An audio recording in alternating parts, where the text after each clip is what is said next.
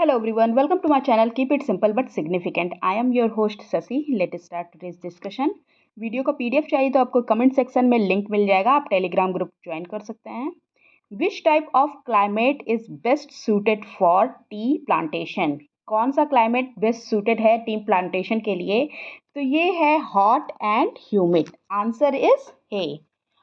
T belongs to the monsoon lands where high temperature and long growing season होता है और heavy rainfall होता है, वहाँ पे टी प्लांटेशन होता है.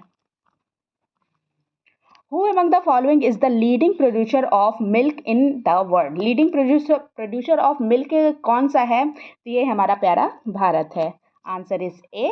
और with the advent of the modern method of dairy activities हमारा इंडिया लीडिंग प्रोड्यूसर हो गया है डेयरी प्रोडक्ट्स का. What is the westernmost point of the continent of Africa? Westernmost point कौन सा है कॉन्टिनेंट ऑफ अफ्रीका का? तो ये है Cape Verde. Answer is B. Okay. Cape Verde इसको केप वर्ड को इसको केप वर्दे भी कहा जाता है और ये सेनेगल में है, यहाँ पे सेनेगल में है. Okay. Which is the only sea in the world with no coast line? Coast line नहीं है इस सी की, ये ओनली सी है. इसको कहा जाता है Sargasso sea. This is Sargasso sea. Atlantic sea में ये है. ओके. नॉर्थ अटलांटिक सी में है.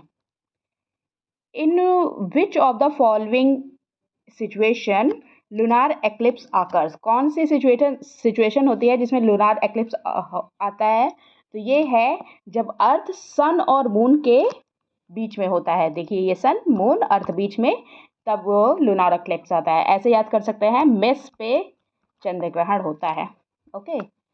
और lunar eclipse can occur only on the night of full moon. The mountain range which divides the north and south India is? North और south India को जो mountain range divide करता है उसको कहा जाता है Vindhyas. Here is Vindhyas. Okay. Vindhyas range is the considered as the traditional boundary between the North India and the South India. Okay. Geothermal energy is basically a which of the following type of energy? Geothermal energy कौन सी type की energy होती है? तो ये renewable energy होती है. Answer is A.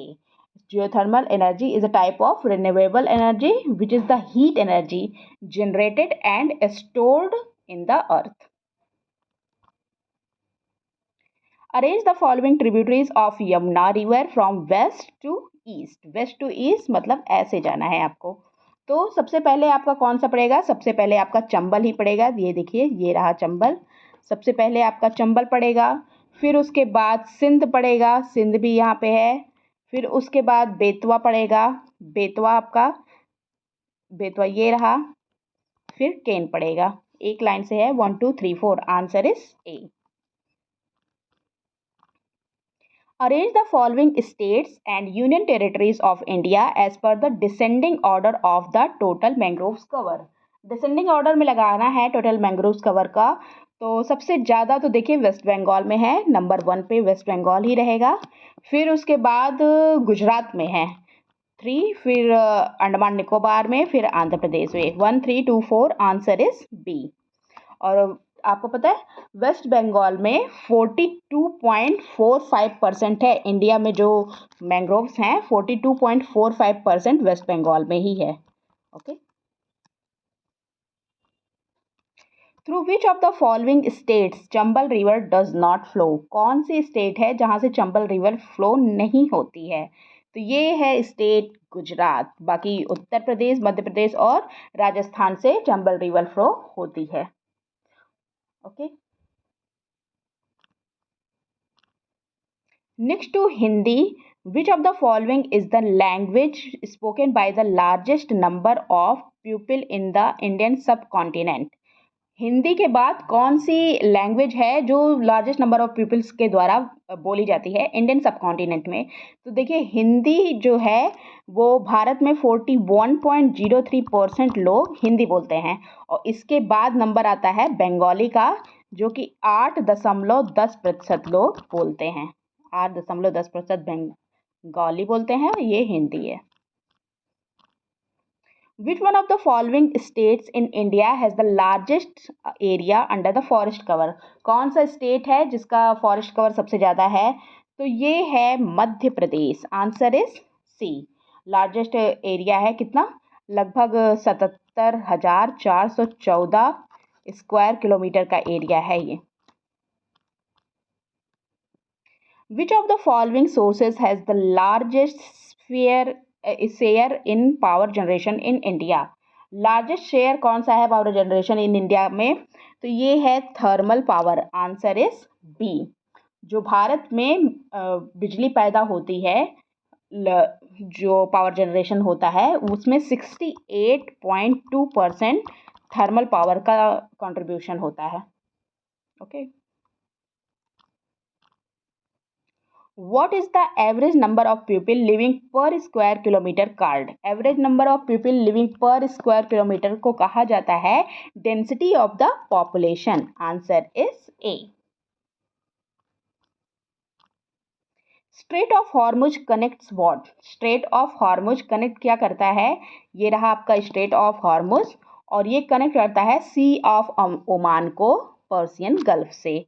Okay, Sea of Oman को Persian Gulf से कनेक्ट करता है Strait of Hormuz. Okay, what does Roaring Forties refers to? Roaring Forties किसको रिफर करता है? तो ये रिफर करता है the region between latitude 40 degree to 50 degree south. Okay, 40 degree to 50 degree south मतलब ऑस्ट्रेलिया के जो जस्ट नीचे वाला जो पार्ट है 40 डिग्री से 50 डिग्री साउथ में, उस पार्ट को कहा जाता है roaring forties. Okay, which region owes its importance to the large quantities of salmon and tuna produce? Salmon और ट्यूना प्रोड्यूस का मोस्ट इम्पॉर्टेंट क्वांटिटी कहाँ पे होती है?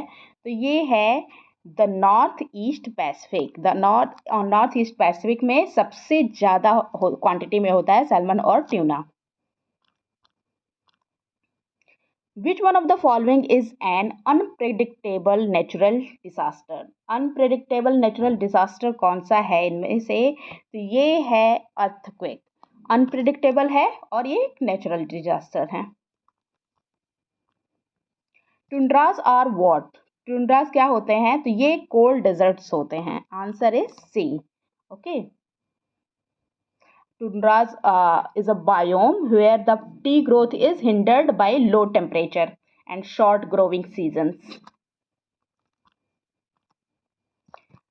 हाल ही में किस देश के येलोस्टोन नेशनल पार्क 1.5 अरब वर्ष पुराने विशाल वायरस की खोज की गई है? Recently which countries Yellowstone national park has discovered 1.5 billion year old giant virus? तो ये येलोस्टोन पार्क यहाँ है, ये है यूनाइटेड स्टेट में। तो answer is B, United State में है। और इसको विशाल वायरस इसलिए कहा जाता है क्योंकि इसके जीन्स जो हैं वो काफ़ी बड़े हैं और जो झरने हैं ना वहाँ पे इसको खोजा गया है। यहाँ के जो झरने हैं वहाँ पे खोजा गया है।